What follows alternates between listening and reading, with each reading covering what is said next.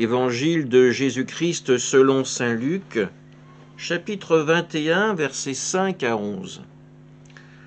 En ce temps-là, comme certains parlaient du temple, des belles pierres et des ex-voto qui le décoraient, Jésus leur déclara : « Ce que vous contemplez, des jours viendront où il n'en restera pas pierre sur pierre, tout sera détruit. » Ils lui demandèrent : « Maître, quand cela arrivera-t-il ? Et quel sera le signe que cela est sur le point d'arriver ? » Jésus répondit : « Prenez garde de ne pas vous laisser égarer, car beaucoup viendront sous mon nom et diront : c'est moi, ou encore le moment est tout proche. Ne marchez pas derrière eux.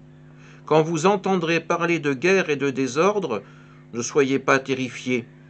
Il faut que cela arrive d'abord, mais ce ne sera pas aussitôt la fin. » Alors Jésus ajouta : « On se dressera nation contre nation, royaume contre royaume. Il y aura de grands tremblements de terre et en divers lieux des famines et des épidémies. Des phénomènes effrayants surviendront et de grands signes venus du ciel. » Acclamons la parole de Dieu. Jésus prophétise deux choses : la destruction du temple de Jérusalem qui adviendra, mais aussi sa mort sur la croix, mais aussi également sa résurrection.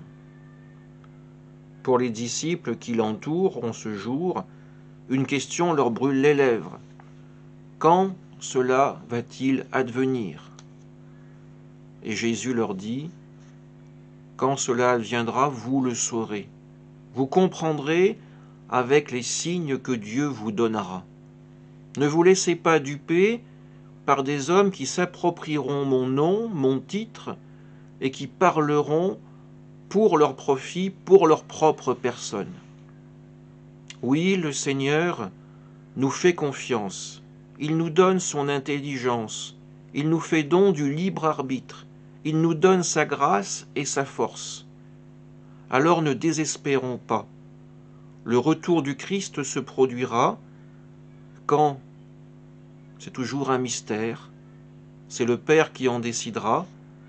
Mais une chose est sûre, pour ce retour, Dieu attend aussi que nos cœurs se convertissent véritablement. Amen.